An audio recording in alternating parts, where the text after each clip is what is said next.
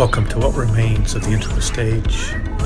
I want to apologize at the outset for the poor video quality in what follows. I am speaking to you obviously from after the apocalypse. The Davidian Integral 2.0 empire has taken over, and Mark Forman and I were forced to record our conversation from our secret bunkers after the brutal purge of integral academics. I hope you enjoy what follows, but be sure to keep it out of the wrong hands. Hey Mark, welcome to the Integral Stage. I'm joined here by Mark Forman, and we're having a special conversation today that has grown out of a Facebook discussion that took place several weeks ago. I watched and then commented on a video by David Long on basically on the stages of Enlightenment, and commented on things I appreciated in it, but also some things that raised some concerns for me.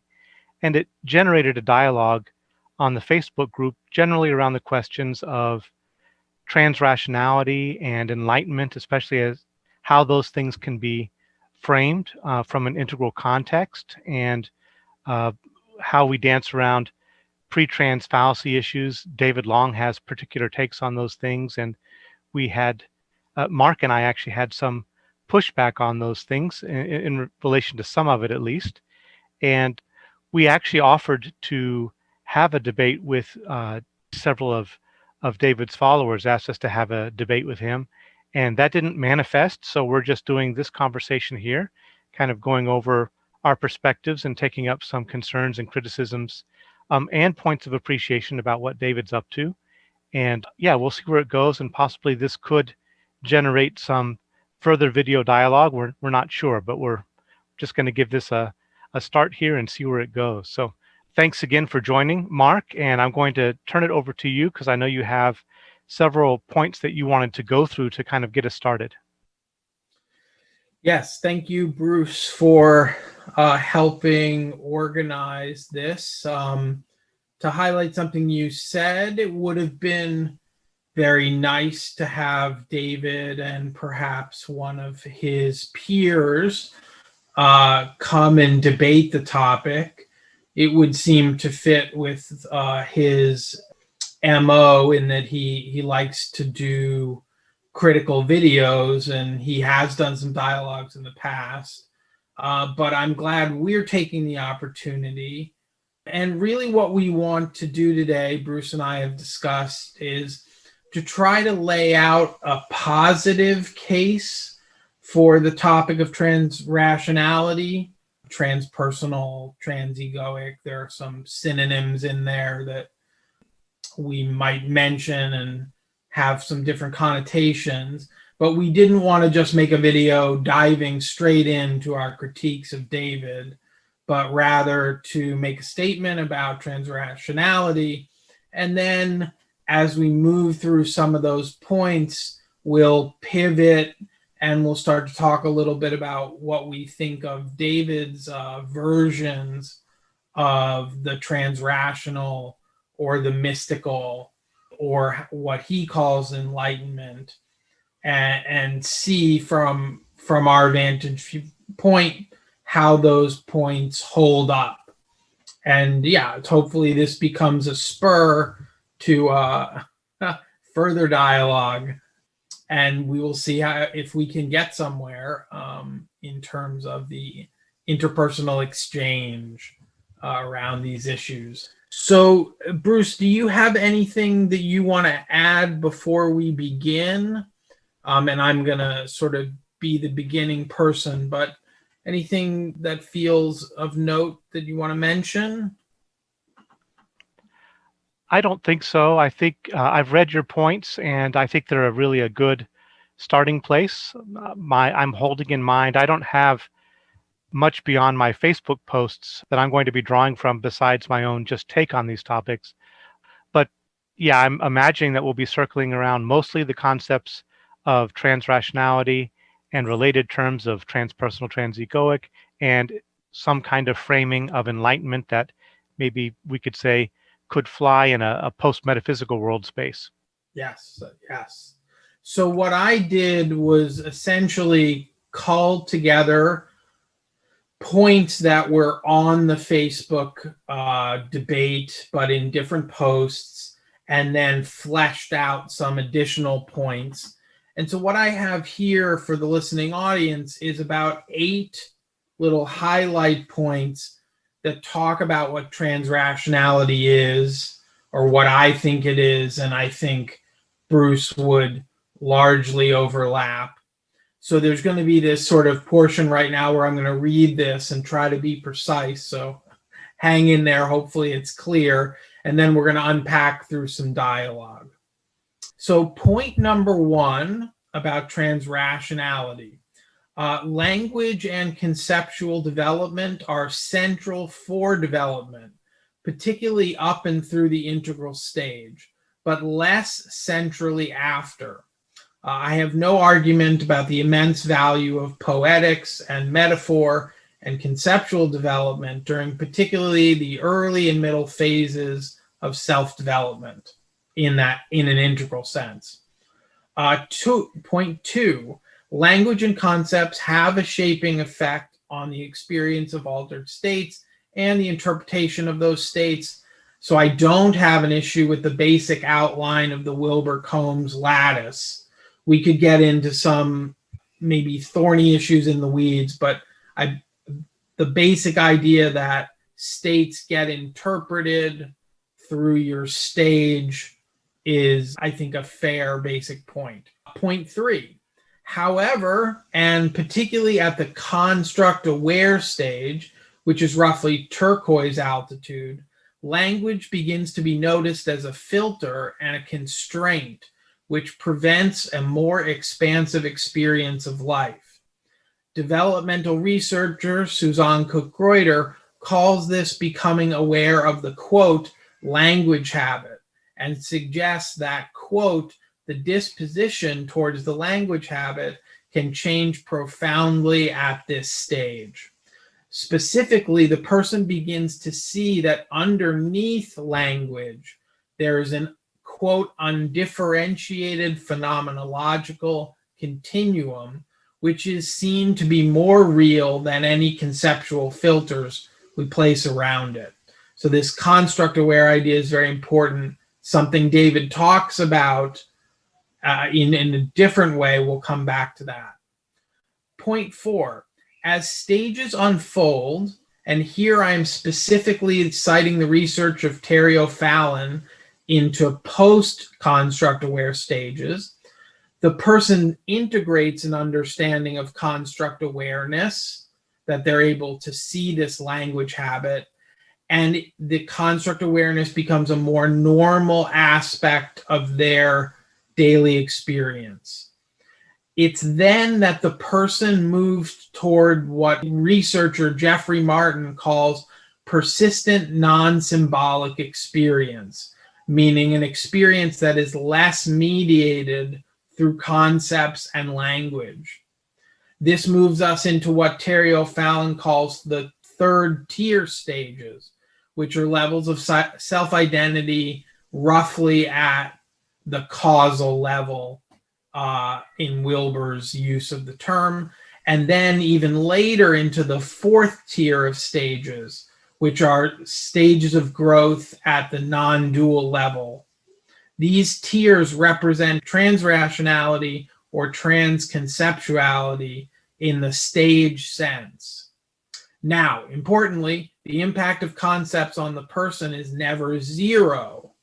However, the proportional impact of concepts and cognitive filters lessens as individuals move into more direct, less mediated experience. Okay, point 6. At these later points, language remains a necessary tool for communication, and internal conceptual structures remain operative in the person.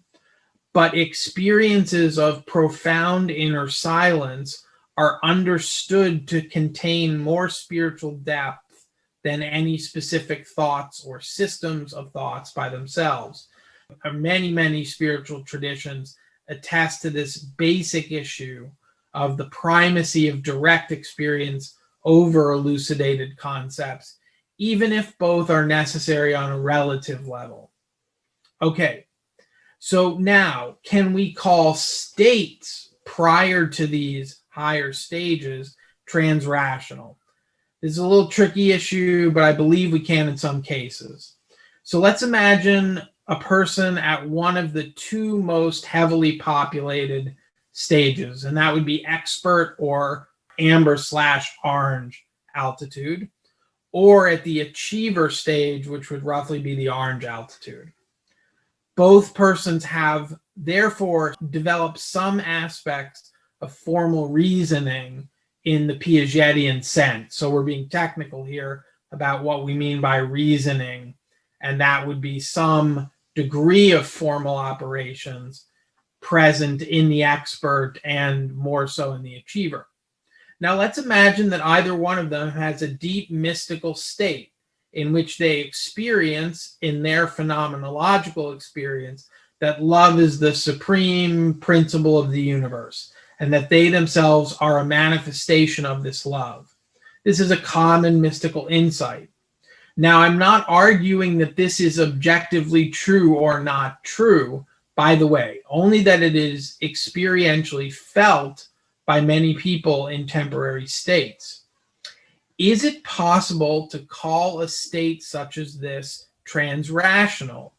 Yes, I would argue that the individual in these cases, the expert in the achiever cases, is having a peak experience of certain very specific aspects of these late stages, these transrational stages. But much like seeing one facet of a diamond reflect light while not seeing the other facets, they don't have a peak experience that covers all of transrationality. It covers some of these dimensions, which are a little more intuitive and maybe difficult to define. But it would be wrong to call such an altered state merely non-rational, because it has a clear developmental resonance with what are common understandings about very late stages of growth. If we are specifically talking about universal love, for example, Jeffrey Martin names in his research of enlightened individuals what he calls location 3, which is roughly what we might call the third stage of enlightenment, in which individuals experience one largely unbroken feeling that can be best characterized as a sense of persistence, love, and joy. Again, it would be an inaccurate and a minimization to call a state like that merely non-rational, and it deserves the term transrational. Finally, point 8, and this will be the last one, we have an idea of what these potentially transrational states and stages look like in the brain, both inside and outside of meditation. And that comes from Andrew Newberg's research on Tibetan monks and Catholic nuns, as well as the bevy of research that's been done on Tibetan nuns, on Tibetan monks. And what it shows is that there's heightened function in the frontal cortex during deep meditative states, coupled with a loss of functioning in the parietal lobe, which is roughly up towards the top of the head, with the parietal lobe being the part of the brain that helps locate the body in space.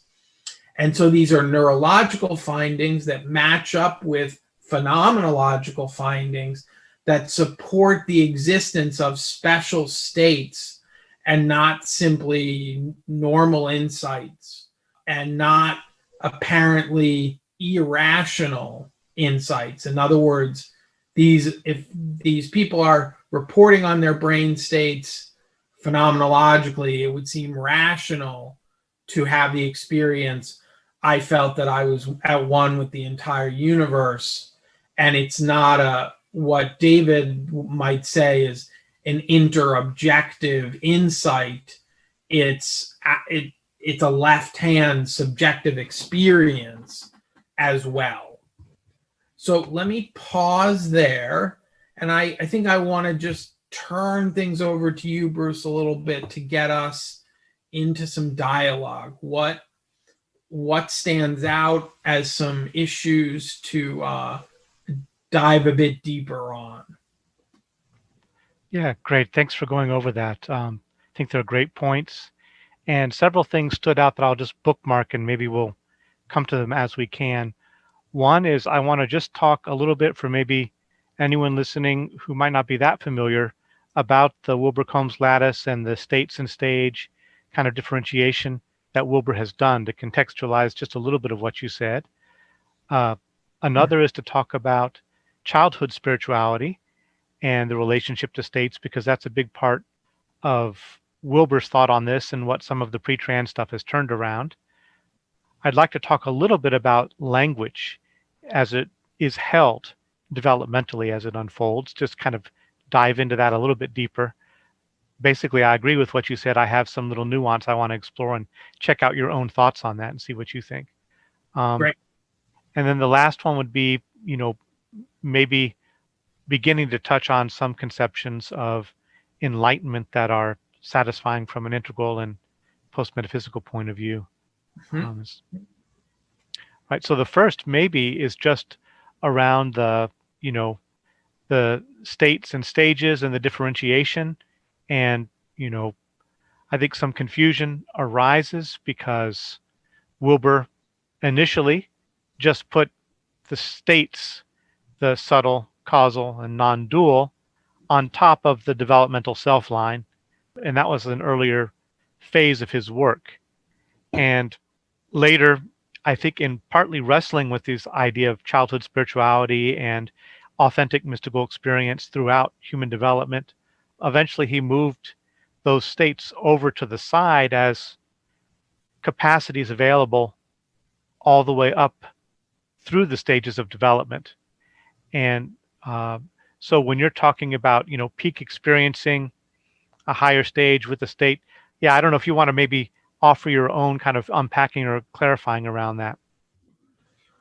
Yeah, I mean, I think, and this is an interesting topic, but I think the Wilbur-Combs lattice is correct in its basic message, which is when you have a peak experience, you inevitably come down and interpret that, or even as you're having it, your interpretive structures are working on the state. So I think that's an important insight. I think where I don't agree with it is if you look at the matrix, there's this sort of little dot intersection, a state plus a stage or something like that. And all the dots are equal size. And I think that's a big problem, because the reality is that it's not, it looks like people have more states as they grow in terms of stages.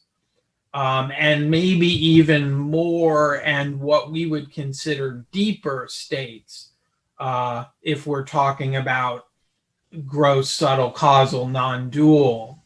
So can a person, at a red altitude have a non-dual experience? I'm sure it's happened. I've never credibly heard of it, somebody truly at red. And my perception is that the earlier in the stage also, the less likely the state is to stick, is to have a profound impact. And so I guess if you could say something that's relevant to our discussion, the Wilbur-Combs lattice does have this trajectory that I think is important. And that movement is towards the transrational. That's where it's the Wilbur-Combs lattice is leaning in practice. And so I think it puts back, if when I think of it like that, it puts back a little bit of the telos, maybe. In other words, a little bit of that pull that gets taken out if you just say the states are merely, horizontal and just non-rational. And that's all we can say about states of consciousness as is there non-rational. We can't apply any pre-trans fallacy to them, or they're all essentially would be one interpretation. Anything you say about states is a pre-rational thing. It might be one interpretation of David's model, getting ahead of ourselves. But let me pause there, and curious to hear your thoughts on that. Yes, I was thinking of two things. One, in terms of, I like your point about actually more of the state actually becoming available at different stages, and it's not equal dots everywhere. In terms of always interpreting the experience, I think my experience of this, I'd like to check it with you, is that we can't take that too literally or concretely, in that I think you can have experiences that exceed and overwhelm your interpretive structures. Mm-hmm. And so I've definitely had experiences where I know that my verbal, rational, meaning-making self comes online at certain points in the experience and tries to make sense of it, but the overall sweep of what's happening is not reducible to what the verbal interpretive self is trying to do to orient me towards it or grasp it. It's fuller than that. And my feeling is that there's an aspect of it that runs ahead of where I am, and it's going to take me a while to catch up to actually really get what was happening in in a fuller embrace of that experience. Yes, I think that is totally right. And, in my meditative experience, if I think of maybe the first 10 or 15 years, my verbal mind was relatively competitive with the experiences I was having. In other words, there was a lot of chatter, and, I quote unquote believed that chatter as much as I did whatever meditative state I was in. And that's something I think we don't talk about enough, but you can be chattering through a meditative state. You can be having a real mystical experience with a lot of commentary.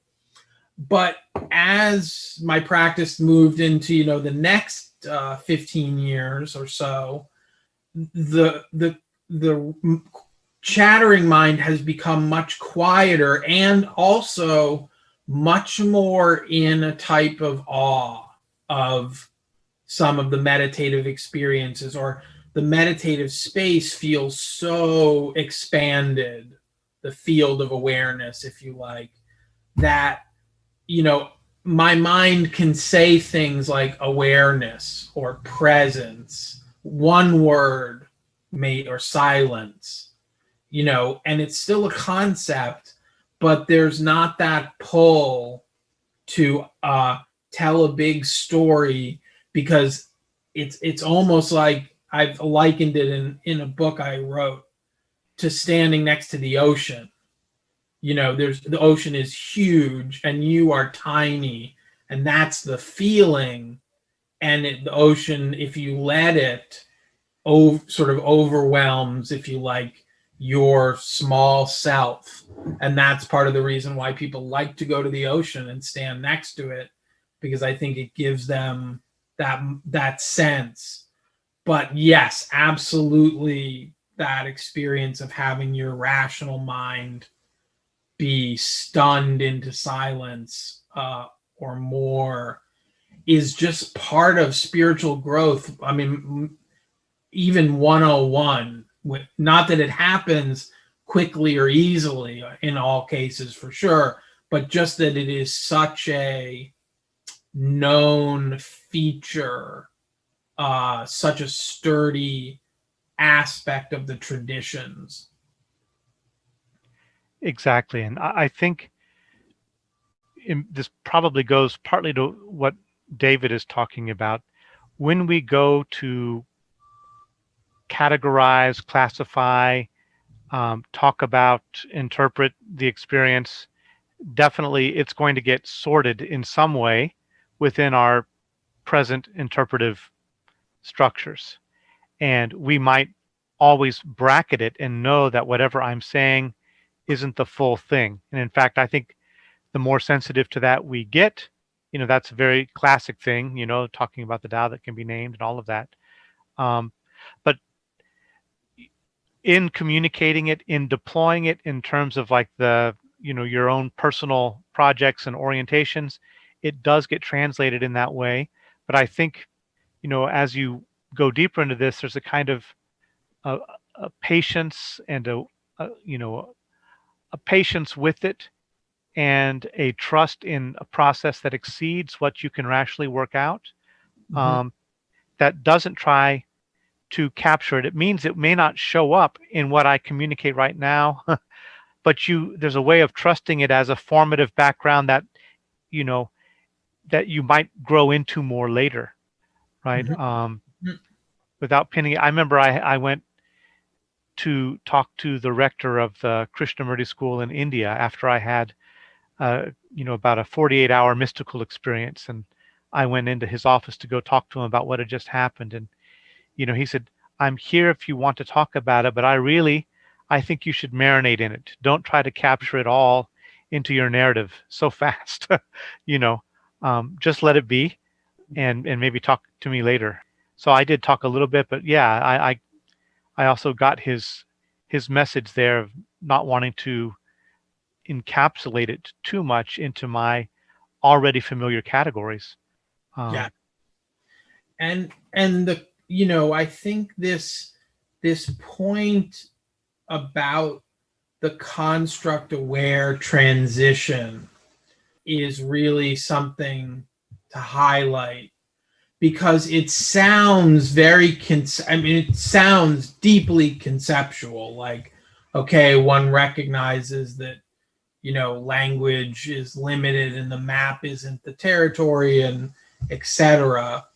And yet, when people are moving through this as a more felt realization, it's very discombobulating. So in my day job, I'm a therapist, and a good portion of my clients find me through Integral, and they're practitioners, and they've been on the path for 10, 15, 20 years. And a lot of them have either moved through or are in the middle of contemplating this construct awareness. And it's really quite a little bit of a shock to feel like, oh, wow, all my rational faculties are, in a sense, like sort of spitting into the wind of this much larger reality. And what does that mean? And, perhaps under the surface, can I remain sane during this transition?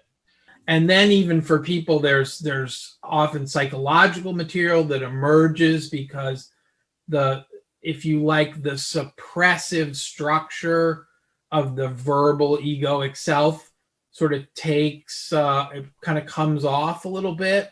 And there's this upwelling of just material, some of which is properly actually pre-rational material, state material from childhood, not only transrational. But it's as with so many other things, the words form as a pointer, but they really don't capture the gravity of the experience. And that's always a concern when someone sort of says, well, it just means this big spiritual idea just means blank. There's nothing to it. There's no unfolding. There's no development, really. It's more like you solved a puzzle that was hanging out on your kitchen table, and great, that's it.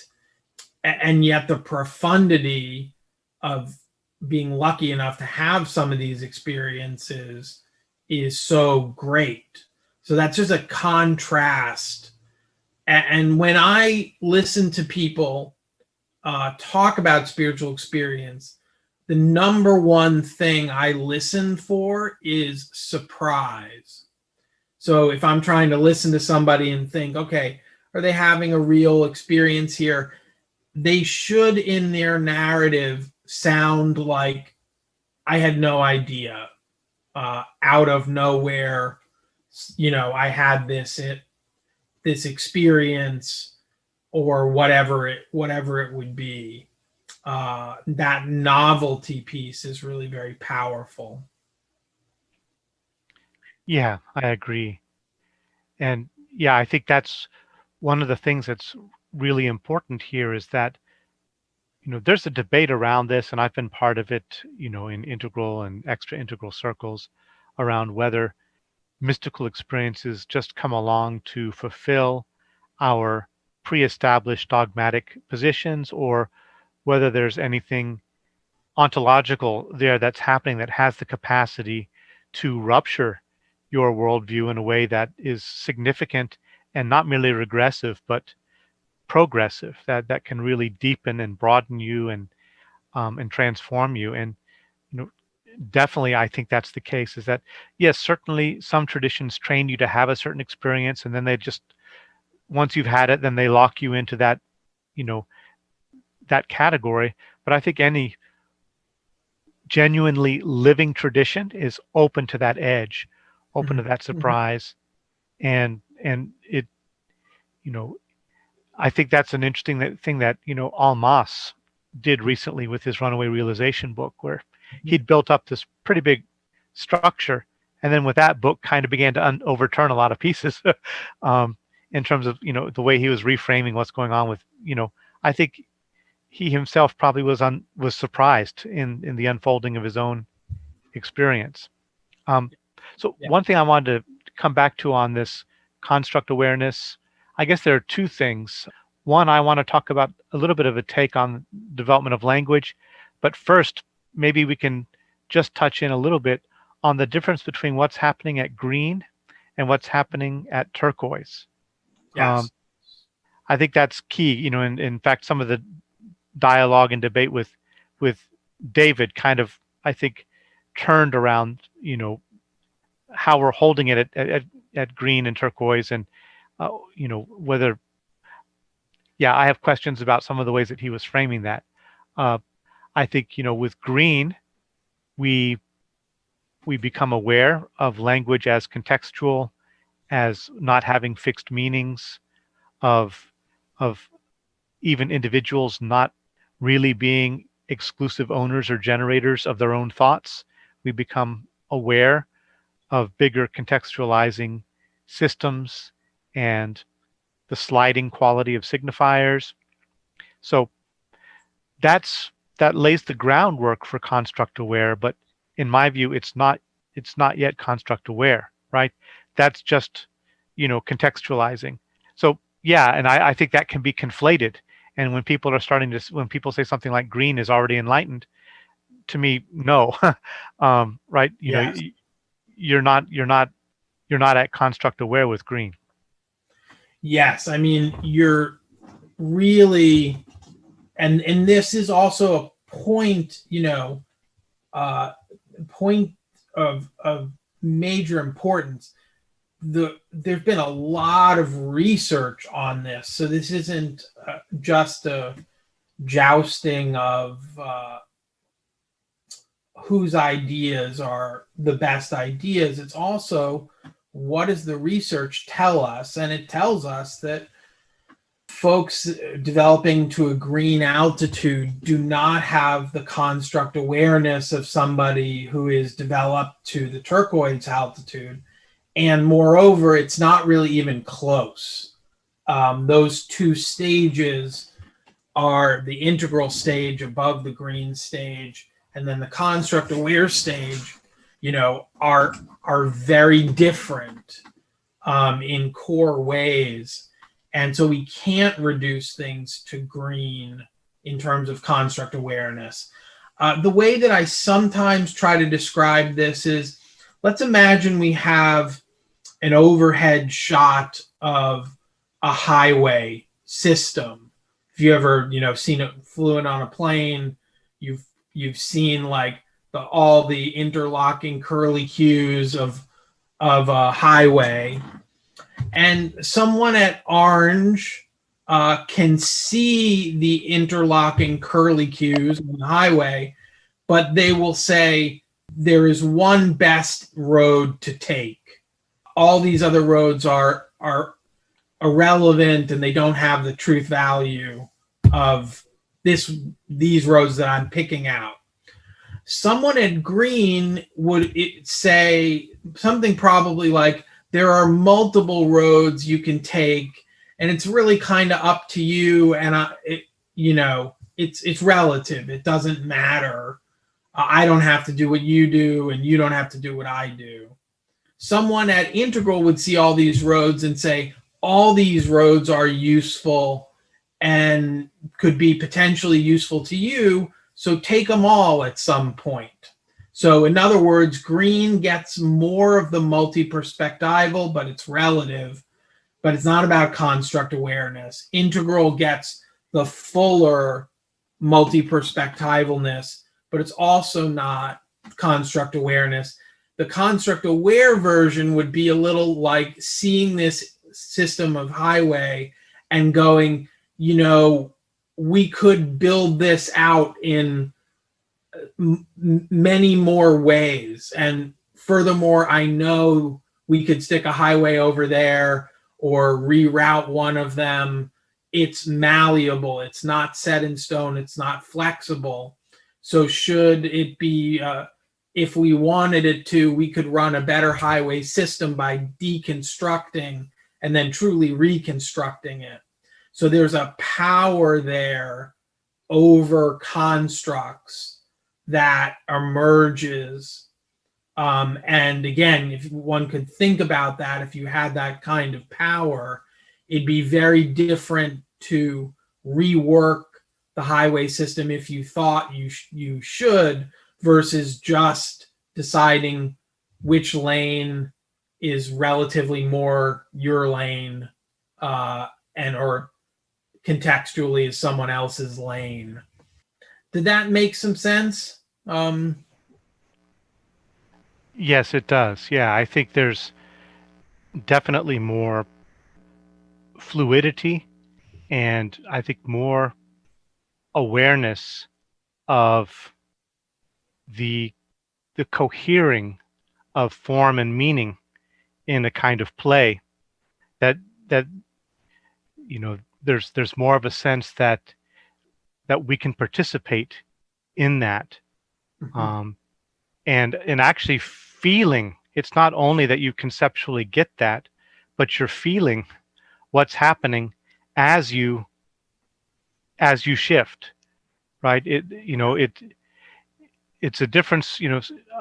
One thing that I think happens, and it's not just a conceptual thing, when people are developing through contemplative disciplines, there's a shift eventually that happens where it's away from content and into process. Mm-hmm. And you stop being hooked so much by the what of what is present in mind, and you become more aware of the how of that even showing up, right? Mm-hmm. And that's almost like a sensory perception or a phenomenological grasping of it, rather than just a verbal or conceptual thing that you get that point. You actually kind of experience that. It's more in the sense of a gestalt-like grasping of it than just a thinking it through. Yes. Yes. And we might call that intuitive sort of understandings, and that's a really interesting question, which is how does that work? I mean, Wilber talks about the idea that at very late stages you get, or information sometimes arises in these whole ways, like he gets a whole book at one time that's sort of downloads or uploads or whatever you would want to use. And, is that a consequence of later stages? Is that a special gift that only Wilbur has? I mean, my sense is that, as people grow, they're more likely to have those types of experiences, even though nothing's guaranteed. But that ability to integrate into wholeness and to see the wholeness as well as the partness without losing either, is really something, it's part of this transrational turn, because you can't look at that experience from the inside and figure out how you figured it out. It sort of arrives on its own, or apparently on its own. In thinking about, the relationship of language to all of this, I want to take maybe an example from Buddhism, and it'll relate, I think, a little bit to David's talk in his video of different stages of enlightenment and different stages of meaning making. The context of his day, not strictly, there was already differences in lines of development, all around him in terms of the philosophical thought and sophistication of that day. But you could say generally in the popular culture, myths were held in a basically a concrete and relatively literal way. And so when we talk about, the Buddha having his enlightenment within that limiting, context, it was at least never reducible to that concrete holding of myth, because from the beginning you can see in all of his early stories that he takes the myths, but he playfully inverts them. He actually sometimes even trollishly inverts them, but other times in more skillful ways. But it's very clear that he's at least deploying them allegorically or metaphorically, and saying, all right, if you take this construct, you could hold it as if, and then what are the consequences? And he'll play with that, and he'll unfold it into a story and ultimately into a teaching. So already there's a kind of allegorical or metaphorical holding of those things. I think as the tradition develops, especially like in the Visuddhimagga, or certain kind of Abhidharma texts, there's a real interest in precision and nailing things down and getting things very accurate, and there's a very intensive kind of tracking of all the little fine things, and there's not a great deal of myth or story or poetry held around that. There's a movement away from mythic images and statues, and there's much more of a focus on this bare kind of attention and tracking and cataloging. But with the Mahayana, we see a kind of explosion of myth again, and there's all kinds of play with deity forms and symbols and imagery, and there's a kind of recognition that some kind of play with language and form is possible and generative. And so there's a use of it. Again, you could say maybe a second naivety. That's maybe drawing a little bit of a Western parallel. There's a second naivety where there's a willingness to kind of take it up again, in a sense, post-rationally, to get more into poetic play. And there's some, wonderful text describing what a Buddha land is like, or Vairocana's tower, or other things where there's worlds within worlds within worlds, and this huge exploding fractal vision of whole universes in dewdrops, and all of those things. So there's a lot of play and creative, generative use of poetry, metaphor, image, where they don't. It's clear that they don't feel necessarily bound, to these things having to to be concretely relatable to real world things, or concretely even fixed in any tradition. There's more of attention to, what they can skillfully generate as you play with them, right? Yes. And to me, that's really getting into what you would, to me, that's a kind of construct aware play, and post construct aware play that I think you see in Ati Yoga, Dzogchen, Mahamudra. You can definitely encounter it in those spaces where language and representational form is not just metaphorical, it's sacramental. Mm-hmm. And in being sacramental, it is immediately in felt experience that to which it's pointing. And so it becomes a kind of a transparent symbol of the state that it's trying to evoke. It kind of reflexively points you back to the whole consciousness that's generating the form, right? And it's an invitation to participate in that generativity without pointing outside of itself in any kind of allegorical way. It's a way of within itself calling your attention to the taste of what's happening as it's happening. Yes. Yes.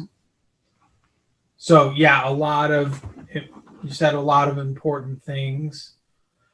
As I think the quality of mystical texts improve in the traditions, in other words, I think there's a gradation of sort of more obscure, often sort of complexly allegorical teachings. And as they sort of move up, they become simpler, but sort of more profound. And I'm thinking something like the Gnostic Gospel of Thomas, which is just Jesus's sayings, little pithy sayings, but is just often sort of a stunning in its conciseness of what it can communicate. But the point is that the words themselves are so potent, and the poetry is so good, it almost stops you from thinking. It causes you to almost be just little, like slightly shocked into awe. The poetry is not for its own sake. Now, furthermore, the practice would be to read the poetry in the moment, to be with the mystical text. And that's a practice like chanting. One is not during the chant largely contemplating the words of the chant or listening to the mythical heroes or stories. One has a practice about being in the moment with sound and voice and breath interlocking and getting entrained. And so this is one of, maybe we should be more just pivoting towards David here. We're kind of at that juncture.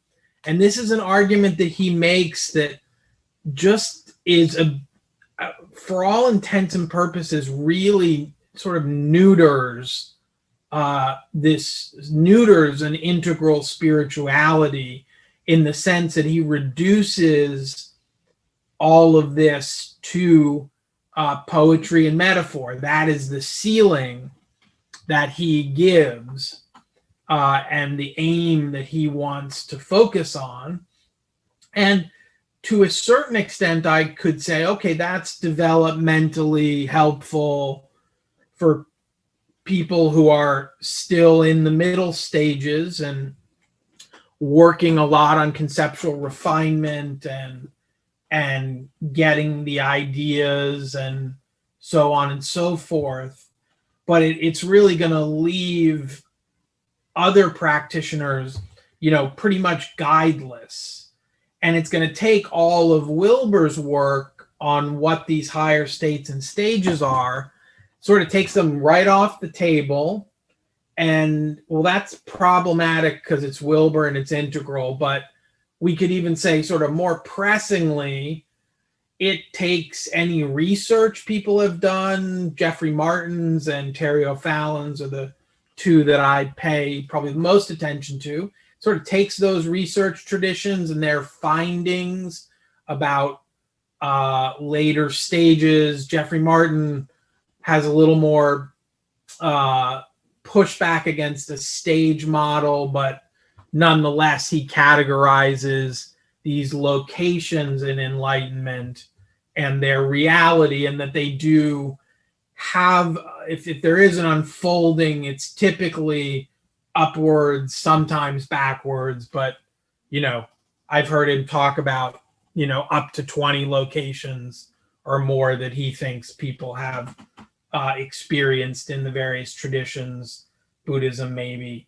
But it's like taking that evidence, pushing it off to the side, reducing things.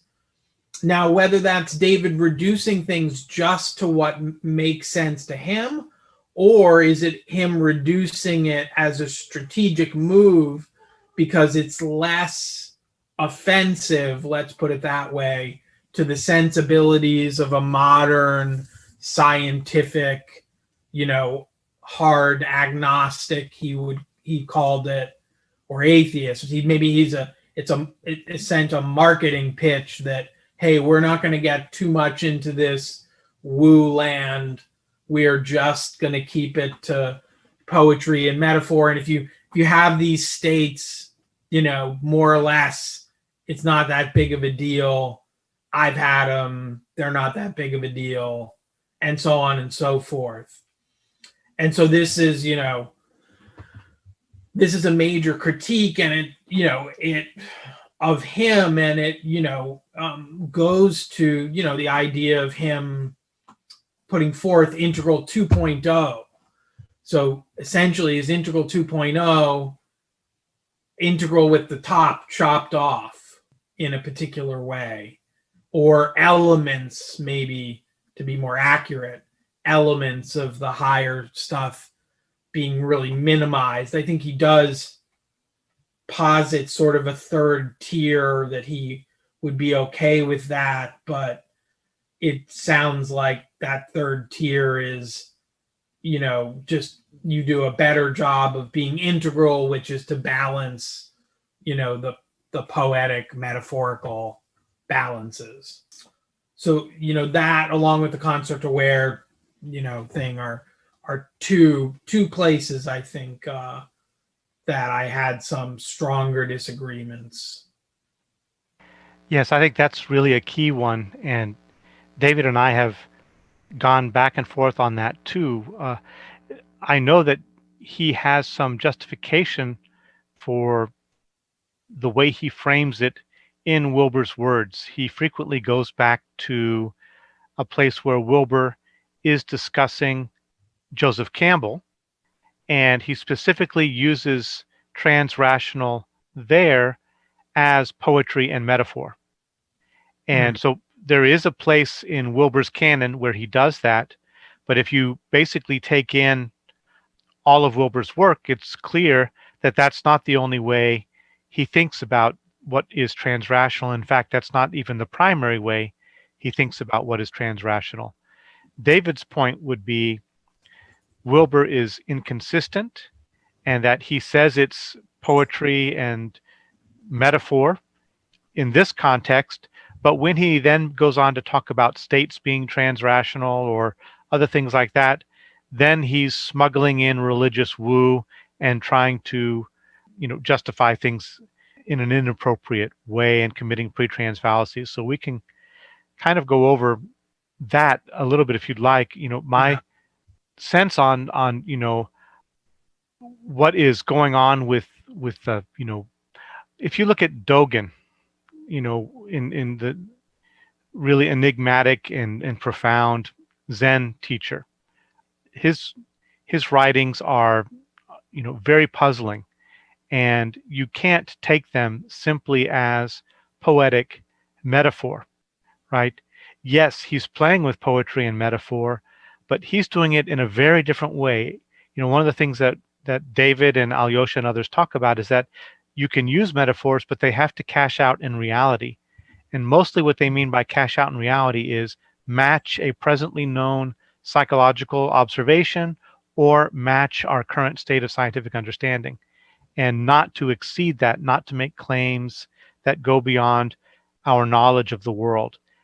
What Dogen is doing is, and you can see this also in all the koanic literature, they're not attempting to point in that way towards the ontological or cosmological structure of the world. They're really, in my sense of it, playing with the whole world constructing mechanisms of consciousness and tweaking those things and inverting those things and opening up different forms of experience by actually getting fingers into those crevices and popping, and exploding, in some sense, the ways that we're structuring the world, not to give us some new myth about reality that we hold on to, but to deepen our insight into our constructing of experience, and to hold that differently, to be able to orient and sit in a place in consciousness that is not anchored anymore in that kind of identification. Yeah.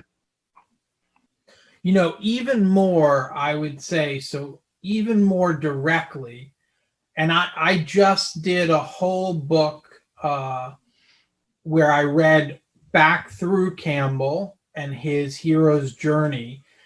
Campbell himself is trans-mythological. He takes the myths, and the hero's journey unpacks towards the hero having a very specific experience, which Campbell calls the apotheosis, which essentially means a heightened experience of knowledge and or heightened experience and a type of knowing. Now that sounds conceptual, but the knowing of the non-dual relationship between the apparent inner sufferer and the God of the all. And that would be a very fair way to put it in Campbell's language. So his whole series of return, the phase, so Campbell, you get separation from your normal world, you get initiated into the magic and mystery, you have a conquest, you have an apotheosis, then you try to come back into the world with your mystical knowledge, and you try to interact with people who don't have it and are going to cynically fight you probably on it, even though they need it. And so Campbell himself had no, the only disagreement he had with Wilbur is Campbell said myth was higher than reason, and Wilbur said, well, you need reason to unlock myth.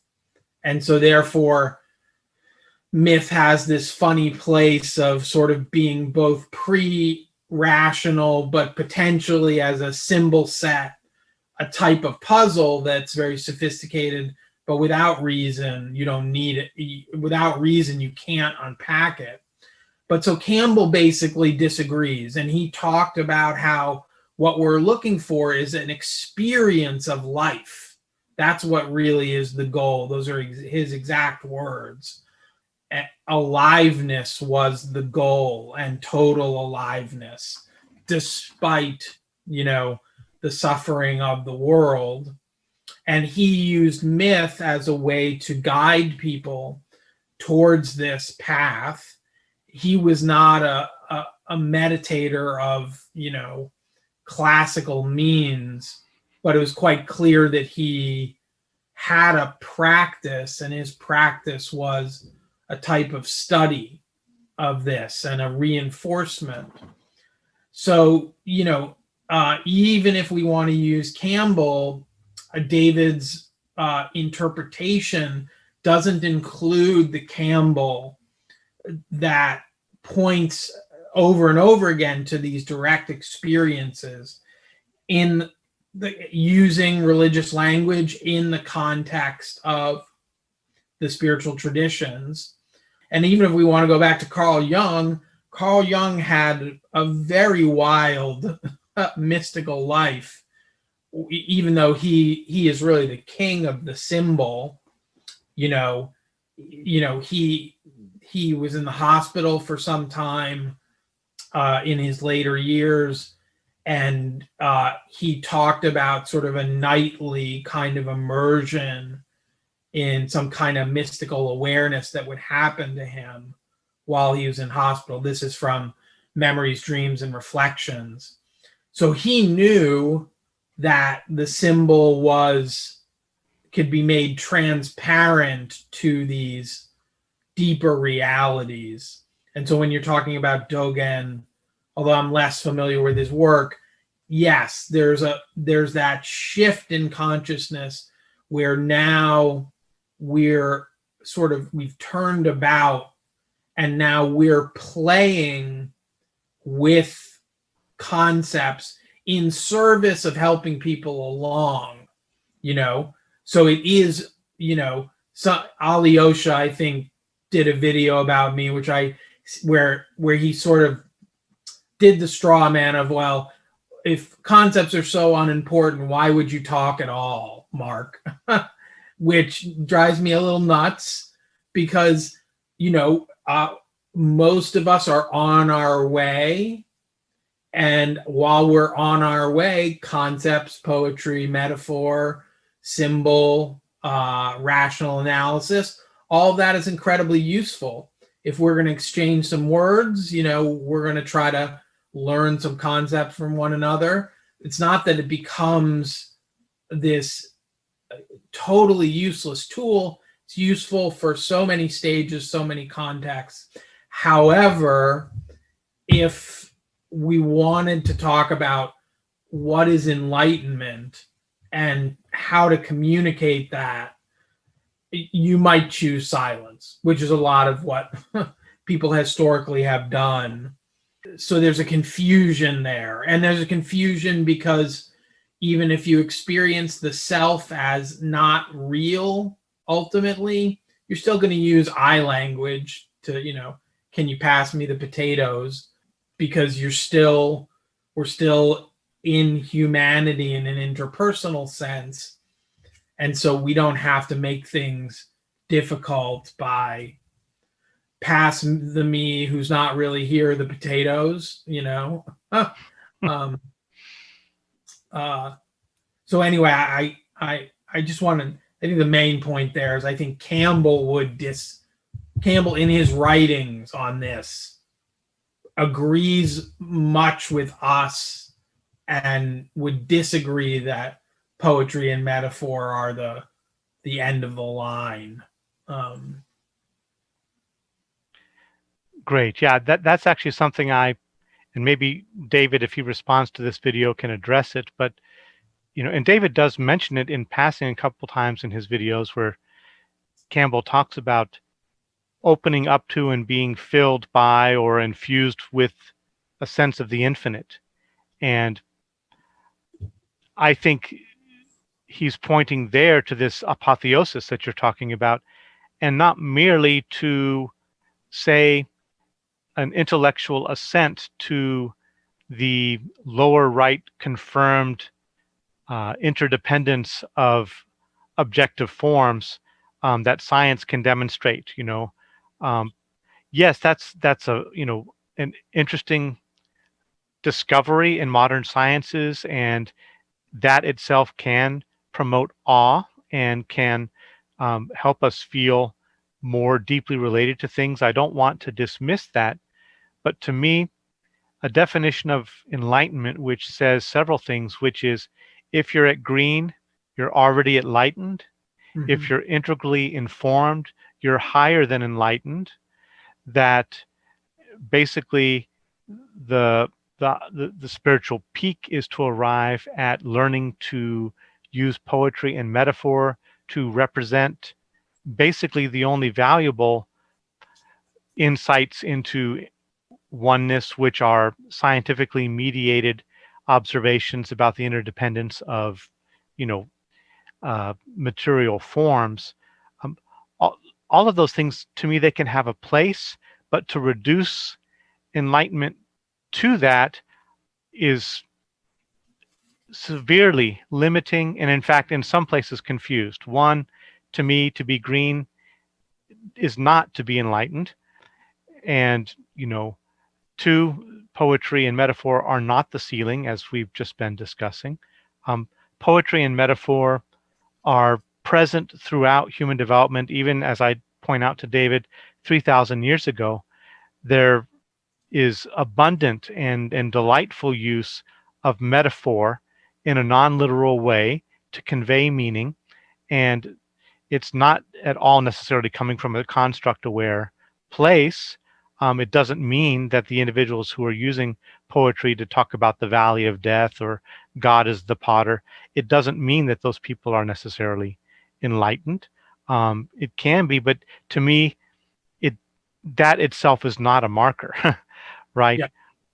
And it leaves out so much of, I think, what we're talking about in terms of shifts in our own experience of self, of self-other construction, of meaning making, of how phenomenologically the world shows up for us and we inhabit that space. It just can't be reduced to language games and using language to make poetic allusions to certain provable facts about the world. I understand his concern that, we have people who will just take a state experience and then want to run with that and make an objective claim about reality without any regard for science or any of the other ways we have of obtaining knowledge. And within a certain context, that's a totally legitimate critique. We don't want people just running away with state experiences and bypassing all of our other means of making sense of the world as if all of those things are irrelevant. But if we just try to make enlightenment confined to a kind of language game that has to be sanctioned by science, we miss something, I think, because in terms of the persistent non-symbolic experience, in terms of the way that, we shift our sense of identification out of necessarily a verbal housing into a more kind of spacious presence, which I think, Fallon and others are tracking when you begin to move into causal, levels of development. Your sense of anchoring and development is just no longer in that place, and that's just not accounted for in David's framing of what's going on with enlightenment. Yeah. So what I would say is, in listening to him do his developmental model, he's really sticking some things in there that are just not in the research or not necessarily the way he says it. So Green doesn't have to have any spiritual component. There are plenty of people at Green who are not spiritual in most senses. Now, it's true that a lot of people at Green do become more psychologically minded. They will dip their toe in spirituality if they haven't, but not everybody, because it's not necessary. There's also nothing necessarily spiritual at all about being at the integral stage, fifth order, strategist, whatever you would want to call that according to the different systems, just teal.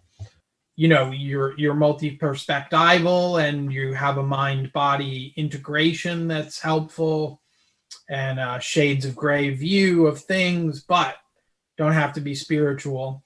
I'll tell you, I was a bit confused by his leaning on interobjectivity as a spiritual insight. So if it's a lower right, interobjectivity, okay, we're all interconnected in a system in a way, okay. but he seemed to talk about it as a type of oneness. And I was thinking, okay, does he mean that, at the quantum level of reality, we cannot separate individual objects because things exist in overlapping fields or states, and therefore that is objectively non-dual? It doesn't, if that's the case, it didn't strike me to say that that's a more reasonable, because I could just argue with you, like, I'm going to throw this bowling ball at your head, and you're going to experience non-oneness, even if on the level of quantum reality, all we would see is some, overlapping of potential fields, whatever. So I didn't quite get that. I didn't quite get why his version of non-duality, and he does use that term, is a sturdier ground. It seems like an interpretation of right-hand reality. But maybe that's something that if he does respond, he will clarify. He's talking about interconnectedness, or is he talking about, one sort of a type of oneness at the quantum level of reality in terms of not really having separate objects? Again, obviously he's trying to appeal to scientific types, so he must feel that this is scientifically more grounded, and I share his concern to a certain extent that we have these states and then we rush off to claim about reality. I have more of that concern generally when people are first experiencing mystical things, as opposed to later on down the line. And there's some check in the traditions for, anything you can say about this is not it. But his point has been made before. Andre Marquise, well-known integral psychotherapist, wrote an article about it. The exact misinterpretation that David feels is a problem. Andre wrote about it, I think it was 2015, so probably 5 years ago. And I encouraged him to write it. We were talking about it, and he said, I just feel like this is such an issue. I said, Andre, why don't you, pen something about it and contribute to the dialogue? So I'm always happy to have people, do some critical work.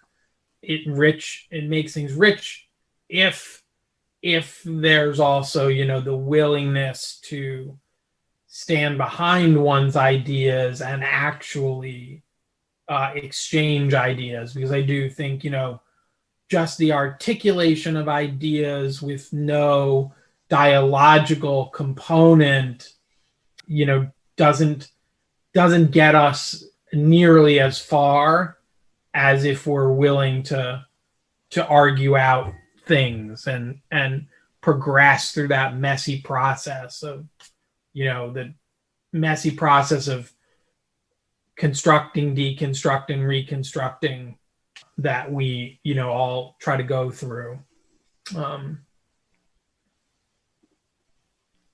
Yeah, I think one of the things that he's getting at with the lower right, it might be partly with the quantum realm, and I think he's also inspired by people like Brian Swim, who will say things like, we couldn't have dolphins leaping in the ocean if it weren't for certain conditions being just right at the, microseconds after the Big Bang, or that our bodies are constituted by the stuff of stars, as Sagan and others have, long poetically said, so that there is this kind of interdependence of things that's not necessarily an immediate oneness all the time, but that universe as a whole is a whole, and that everything is interrelated in that.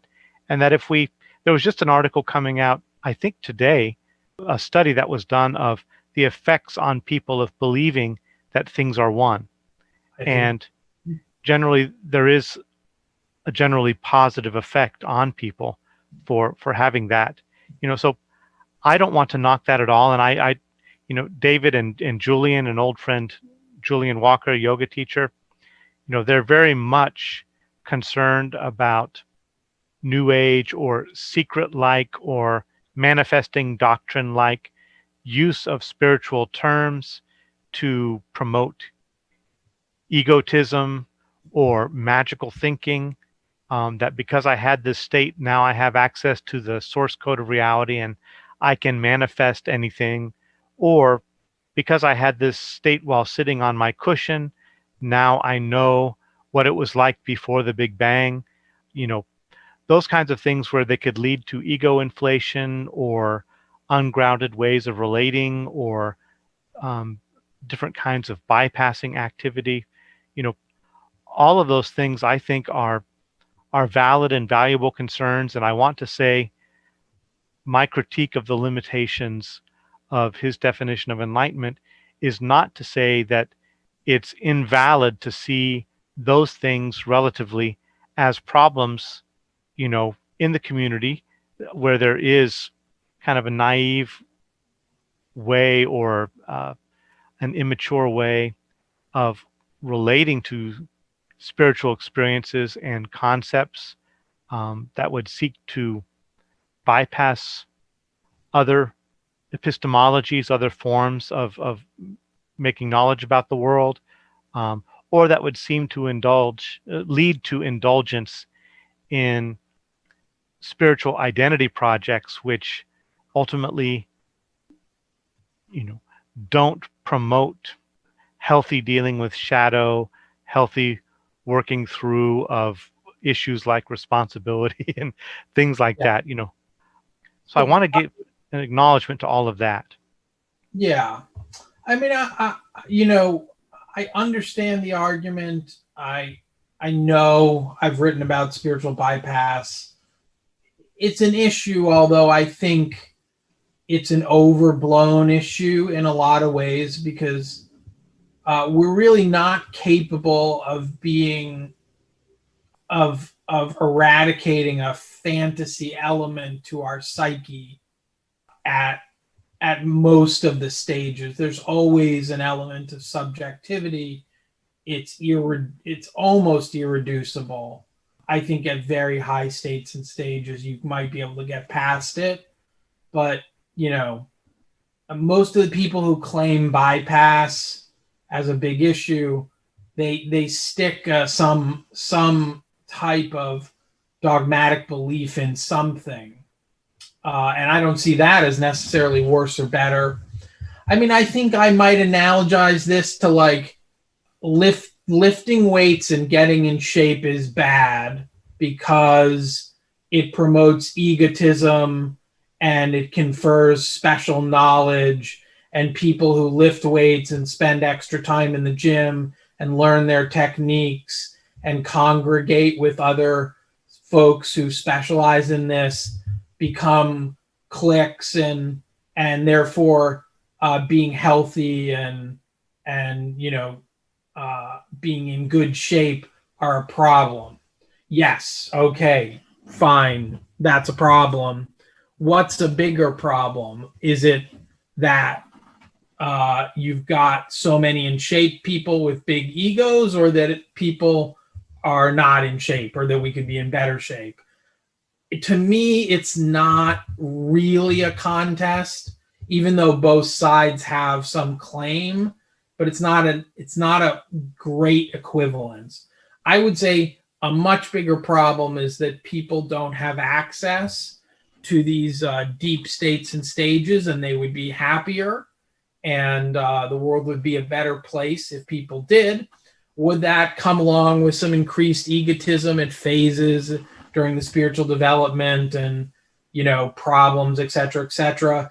Can we mitigate those by having people cross-train, which I think is a very important integral concept? So, you do your meditation, but you also do authenticity practices, you do therapy, even though this is still a very new thing in theory, there's some corrections that integral really offers to maybe help us avoid some of the worst outcomes. Now, Ken doesn't always have an awesome taste in spiritual teachers, so it's not going to show up. It's not showing up in that generation. But going forward, it seems to me that we're going to hybridize some things or continue to. And that the bigger problem is that people don't have access to this experience. I think the psychedelic revolution that's coming might be a major pivot point for society, because it's gonna drop the bar of entry for a oneness experience or experiencing things as love. Because I just don't think everybody's gonna put in for a meditation practice of either a short or long time, depends who you ask, but still it's takes some real commitment there. But maybe it will become a rite of passage, and just having glimpsed whatever that is, that subjective state, even or that window onto something more objective, will change the world. And I think an integral movement would support that, support the cultivation of states of consciousness, for the betterment of people. So that was my soapbox on the more enlightened people, probably the better. Bruce, I'm mindful of time, and I'm curious if maybe you want to say something in terms of a closing statement, or maybe a pointer to where we would go next if we were to continue. Sure.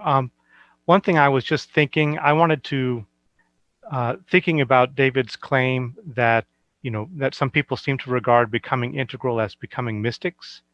I don't think I've seen that as a widespread problem. I've definitely encountered it in some places, but to me, I'm not quite sure who he's talking about. For me, people who are deeply into integral and practicing it, I don't see that as a misconception. But I wanted to offer a distinction that my friend Lehman makes that I like between, mysticism and spirituality. And I typically have not held mysticism in a suspicious light. To me, it's just a way of talking about a contemplative practice. But a distinction that he offers is that mysticism is basically cultivating and excelling in a particular focused area of state cultivation.